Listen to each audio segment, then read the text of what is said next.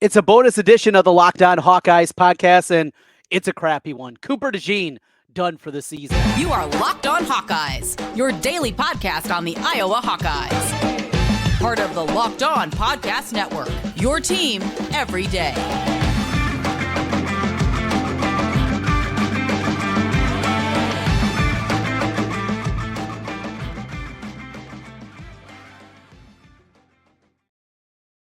Welcome in. I'm Trent Condon, and this is the Locked On Hawkeyes podcast. Thanks for making Locked On Hawkeyes your first listen every day. We're available wherever you get podcasts. You can also find us on YouTube. While you're there, hit that subscribe button. Just takes a moment and helps us get in front of more Hawkeye fans. Today's episode is brought to you by LinkedIn Jobs. These days, every new potential hire can feel like a high-stakes wager for your small business. That's why LinkedIn Jobs helps you find the right people for your team faster and for free. Post your job for free at linkedin.com/lockedoncollege. Terms and conditions apply. Well, the news started rumbling throughout the morning and into the afternoon. It is official. Cooper DeJean sees his season come to a close with a injury that was sustained in practice earlier today. Absolutely devastating news for a young man that is an incredible football player.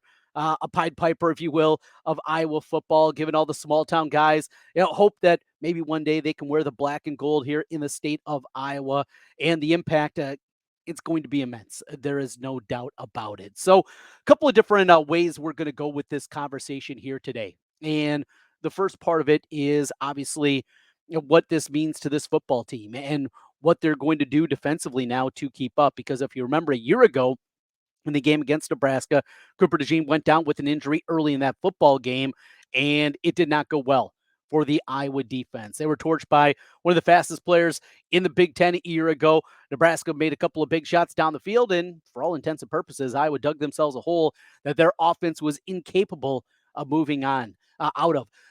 This week, they're going to take on one of the best wide receivers in the Big Ten again in Isaiah, don't call me Juice Williams.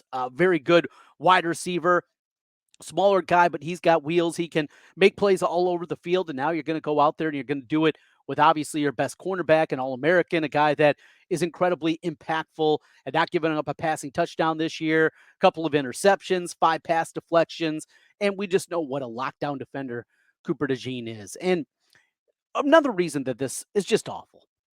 Just terrible. Look, injuries happen in football. I get that. And Iowa obviously has gone through a whole lot of injuries this season. And it's something that just continues to pile up seemingly week after week for this Iowa football team. But there is more to it.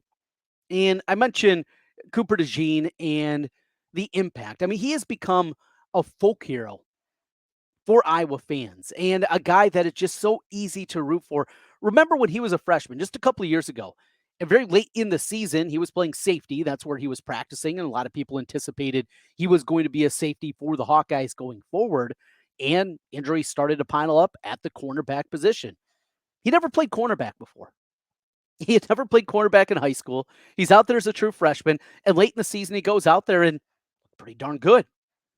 Last season, obviously a great year. This year, he is one of the finalists for the Bednarik Award, goes to the top defender in college football. Not very often you see a defensive back up for that award, yet he was. And that shows you what kind of player that he is. But he is that small town kid that gave everybody hope. The Coop chance that you heard every time he tried it back there to receive a punt. Every time he got the ball in his hands or he made a play defensively, you would hear that across Kinnick Stadium. You'd hear it on the road for the Hawkeye fans that were in attendance. He was that kind of guy. He was easy to root for. Heck, even Caleb Brown would be touching the ball and people see the number 3 and they started chanting a Coop at different times. So you have that aspect to it. And, going back to his recruitment, he was under-recruited, certainly for the player that he has already turned into be. He was a guy that you watched his highlight video, you watched what he was doing both defensively and certainly at the quarterback position at Odebelt Arthur, Battle Creek, Ida Grove. You saw a guy that was just different. He was built different. He played different. He was at a different speed. At 6'1", drop step dunking on guys on the basketball floor. He's a guy that just whatever he does it well. And to lose that kind of guy in a season that has been so dictated about the way the injuries have gone, you still had hope because you had Coop. You had hope because you had Coop back there. And part of that certainly dissipates now. Now, in his stead, it'll be Deshaun Lee that'll take back over at one of the cornerback spots now opposite Jamari Harris. Remember, Lee was a starter at the beginning of the season when Jamari Harris was down with his suspension for the gambling. So he'll be back out there again. He's dealt with some injury towards the middle portion of the year, but he's been back now the last couple of weeks.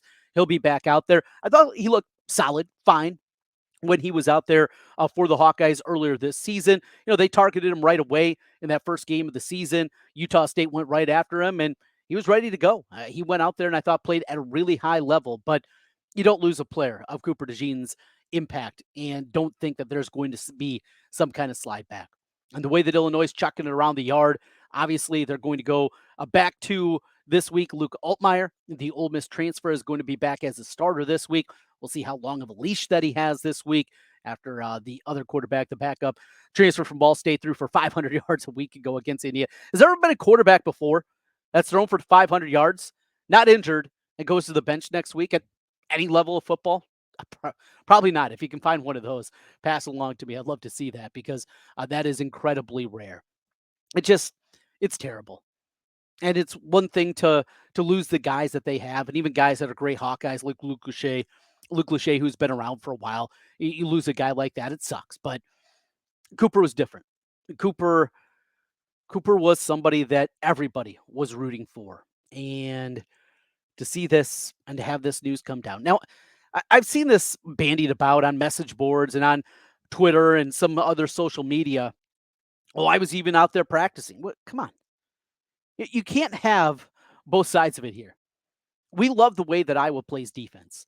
We love the physicality that they bring. You think you just show up on Saturdays and do that? No. You really got to practice tackling. Watch this Illinois team this week. If you watch any Illinois football, they suck tackling. That's a terrible, and I hate that brand of football. It's awful to watch. It's bad. You want that brand of football? Well, yeah, then you won't tackle in practice. And maybe guys won't get banged up. It's football. Guys are going to get hurt. Guys get hurt in practice. That's the reality. And if you want this defense to play at a high level, guess what? You got to play physical defense in practice too. You can't just show up on Saturdays and have those things happen.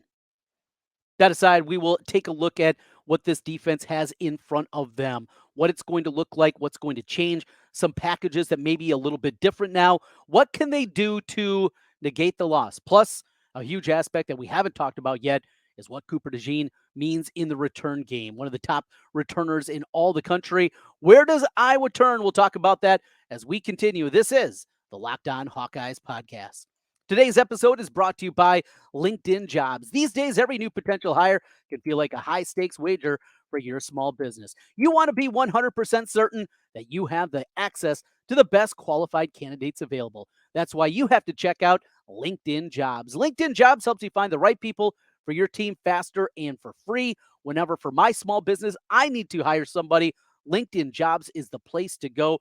And it's super easy to create a free job post on LinkedIn Jobs. All you do, add your job and the purple hashtag hiring frame to your LinkedIn profile. That spreads the word that you're hiring. Simple tools like screening questions make it easy to focus on candidates with just the right skills and experience so you can quickly prioritize who you'd like to interview and ultimately who you'd like to hire. It's why small businesses rate LinkedIn Jobs #1 in delivering quality hires versus leading competitors. LinkedIn Jobs helps you find the qualified candidates you want to talk to faster. Post your job for free at linkedin.com/lockedoncollege. Again, that's linkedin.com/lockedoncollege to post your job for free. Terms and conditions apply. Trent Condon back with you again here on the Locked On Hawkeyes podcast, a bonus edition. Coming up later today, we will get you covered. Myself and Biz will get together for a podcast. We recorded the podcast before the news of Cooper DeJean. We did that a little bit earlier, so we will not talk about the impact of that one, but want to get you guys a bonus episode out there right now and dig a little bit deeper into, obviously, the impact and what it's going to mean for this Iowa football team. So let's talk about it. And we talked about the defense. We talked about Deshaun Lee's going to be taking over. We've seen Iowa go with the nickel package with Sebastian Castro. And in the past, when a guy in that position like a Dane Belton, there was a real opportunity with a guy like him that he could slide back over and play cornerback. That's not really the case with Castro. And though you look at some of the numbers, like from a place from Pro Football Focus, and he's considered a slot cornerback, cornerback is not the position for Castro. So it's going to be Lee out there. When they go a little bit deeper, I think you'll see Dean Fernandez, who unfortunately, the memory of him is the punt that went off him against Penn State. Maybe Devin Hilson will be out there. That's a possibility. TJ Hall is still out, the fourth cornerback coming into the season. We saw him last year go in there, and he was one of the guys that gave up a big play a season ago against Nebraska, but he's still out because of injury. So very, very thin at the cornerback spot. One thing that maybe could be a possibility, is there things that they can do with a guy like a Cohen Inkjinger? Could he go out there, move things around a little bit?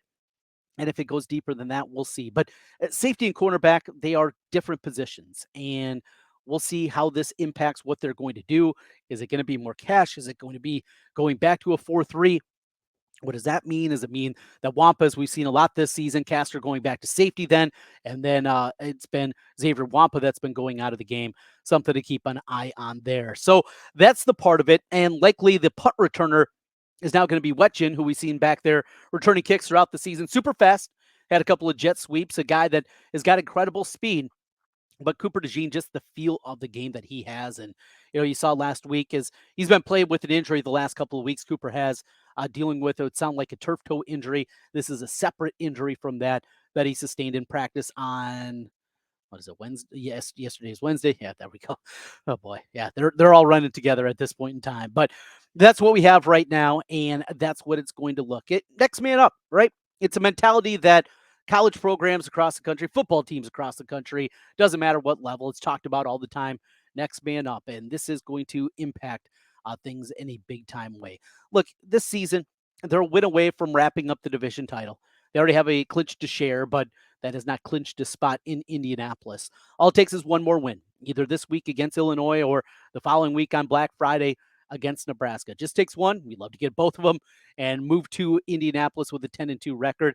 And we were just gaining a little bit of hope after last week's offensive performance and seeing Deacon Hill for the first time look at minimum like a competent quarterback out there, and the offense moving around a little bit, and you're starting to gain momentum. But boy, if they could just keep building and this defense keeps improving at the rate that they have throughout the course of the season, maybe it can hang around in that championship game and something goofy happen. Without Cooper DeJean, it just makes it that much more difficult. A season for Iowa football where you lose, well, before the year even begins, you have the gambling investigation that lingered throughout all the spring, late spring into the summer. And we waited and we waited and we finally got some answers. And right before Big Ten Media Day, Noah Shannon, he opts out. And ultimately, Noah Shannon looked like he's going to be gone for the year, that he got that glimmer of hope that he was going to be able to come back. And that ultimately didn't happen. So we had that kind of hanging over. And then we get to Kids Day practice, the only open practice that we get before the season begins. And as it happens, we see Cade McNamara go down with the injury and looked to be something that was pretty debilitating. It certainly was through the early portions. And right as maybe he's starting to get back, he tears his ACL and his season comes to a close. He got the injury to Luke Lachey, then the injury to Eric Gall, a banged up offensive line throughout the course of the season. Caleb Brown, you get this Ohio State transfer, right? Then he's gets a little tired and he's out for a game. And then he comes roaring back this year. You have the running back situation that's been so odd. I, among others, thought that this was going to be a breakout season for Caleb Johnson at the running back spot, and that has not come to fruition. And now he's battling for those second team carries with Jazzion Patterson. You have a defense that looked, for Iowa standards, very average early in the season. And with all this and all these injuries piling up, it's something that you couldn't think of, and that they still have a shot. We said this back when Brian Ferentz was fired.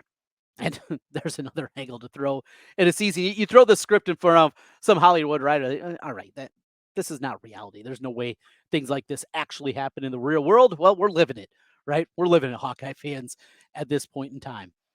But as you go through and you look back, one thing that I mentioned about Kirk Ferentz and when he is at his best is moments like this, when circumstances are difficult, when things look as bad as they can look for the program, for the team, for an individual, whatever it may be, those are the time that Kirk Ferentz coach teams, they fight back.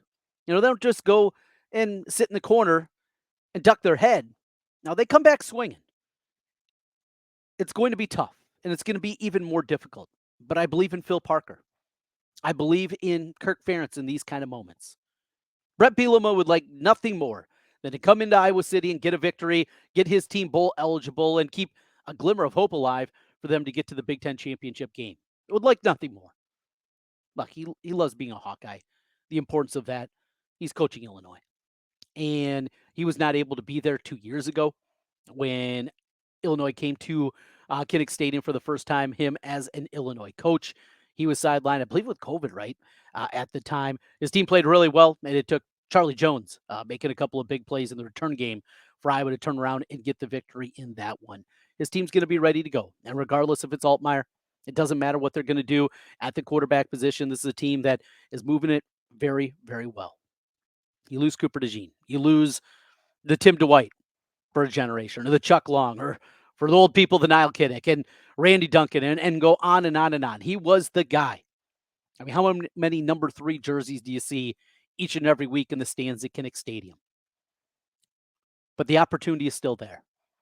And though it's going to suck, and it's going to be senior day, and Cooper, though he's just a junior, are they going to do something maybe to announce him? Noah Shannon, I think, definitely deserves some recognition, as his season was not able to get off the ground, even though it felt like for a couple of weeks that was going to be a possibility, that he was going to be able to play in these final 3 or 4 games. That didn't come to fruition.